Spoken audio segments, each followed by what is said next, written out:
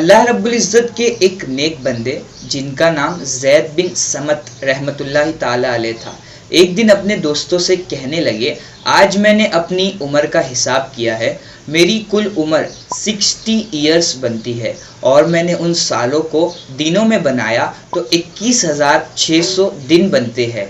آپ یہ کہہ کر سوچنے لگے کہ اگر میں نے روز ایک گناہ کیا ہوں تو میرے کل 21,600 گناہ بنتے ہیں۔ میں 21,600 گناہوں کو لے کر قیامت کے دن اپنے رب کے حضور کیسے حاضر ہوں گا؟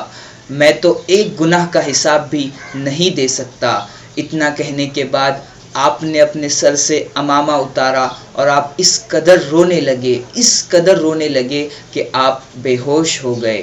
کچھ دیر بعد جب آپ کو ہوش آیا تو آپ پھر رونے لگے۔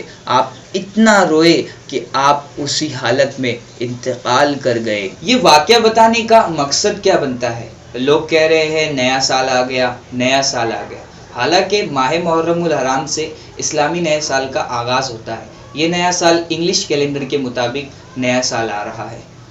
تو اب ہم کریں کیا؟